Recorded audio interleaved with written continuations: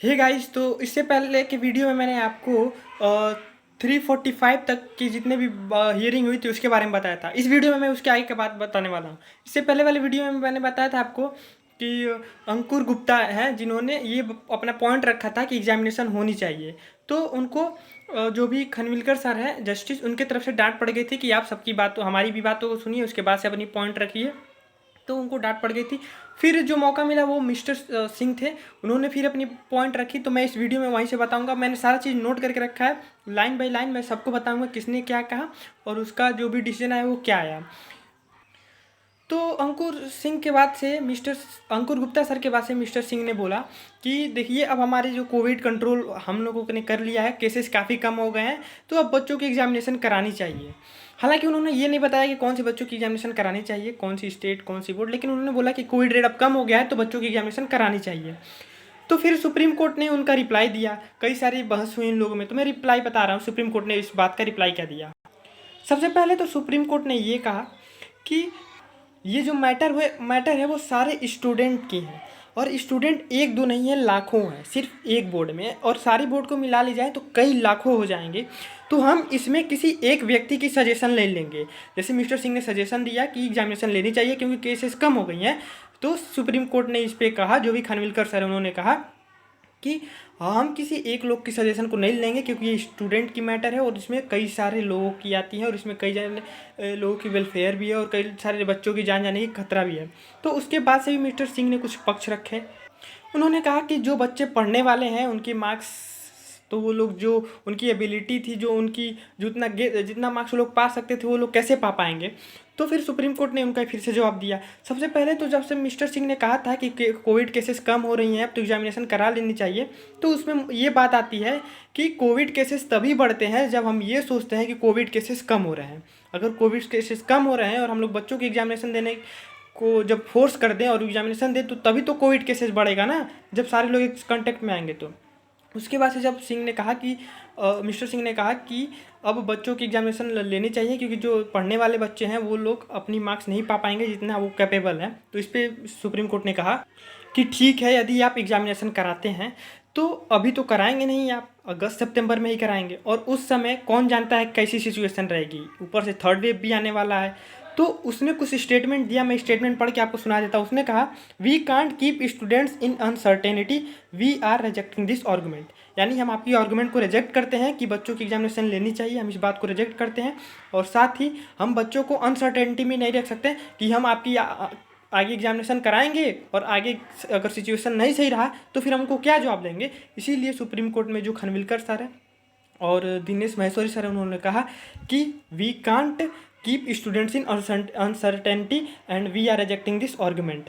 तो फिर मिस्टर सिंह ने इसका फिर से उन्होंने अपनी बात रखी। मिस्टर सिंह फिर भी पीछे नहीं आए, वो अपने जीत पे अड़े रहे। उन्होंने फिर से कहा कि इस बच्चे अगर आप एग्जामिनेशन नहीं लेते हैं और क्राइटेरिया के हिसाब से मार्क्स देते हैं, बच्चे तब भी तो अनसर्टेनिटी में रहेंगे, तब भी तो वो उनकी जो एक्चुअल जितनी नॉलेज है वो उनकी एक्सप्रेस नहीं होगी।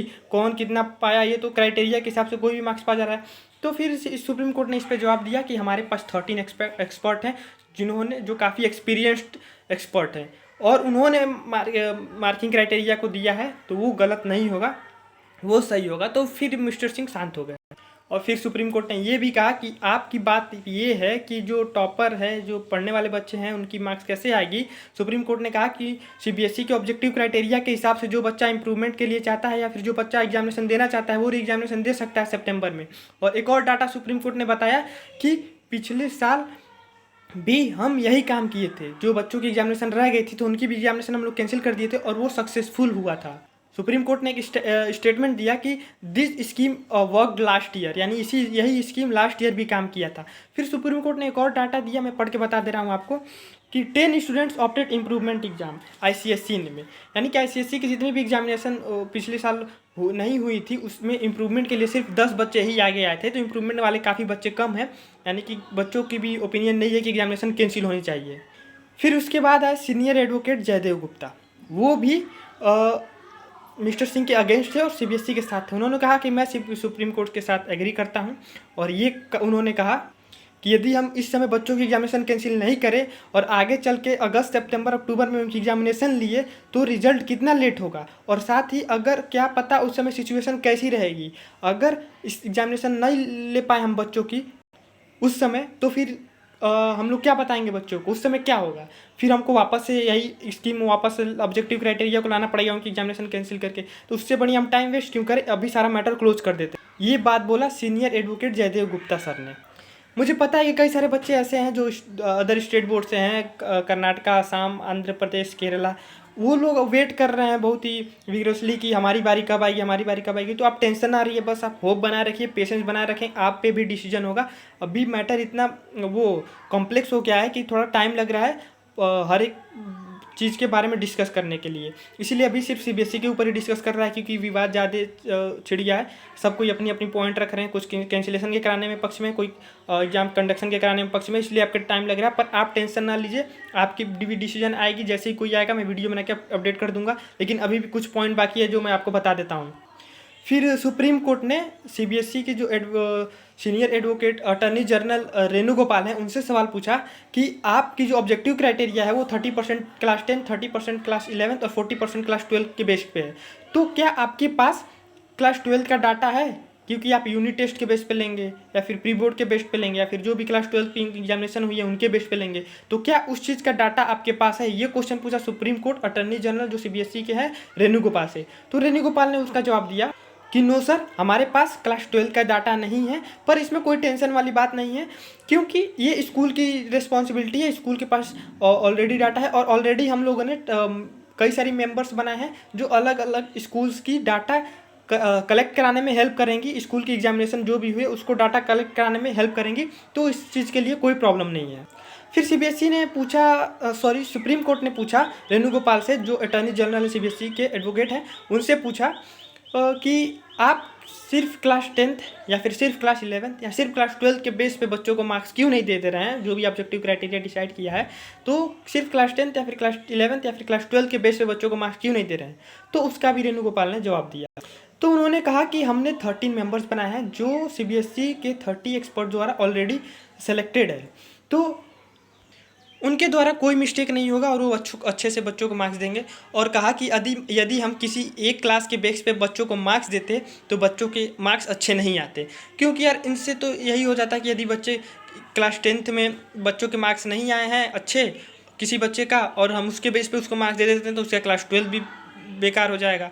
उसको अपने आप को सिद्ध करने का या फिर जो भी उसने मेहनत करके अपने आप में इम्प्रूवमेंट लाएगा उसको मौका मिलेगा नहीं। इसीलिए उन्होंने कहा कि हमने 3 क्लास के मार्क्स कैलकुलेट किए हैं, ताकि यदि क्लास 10th में उसके कम मार्क्स आए हैं तो क्लास 11th में उसके अगर यदि मेहनत किया होगा तो 11th में अच्छे ही मार्क्स आए होंगे, तो उसके बेस पे उसका मार्क्स इंप्रूव हो सकता है।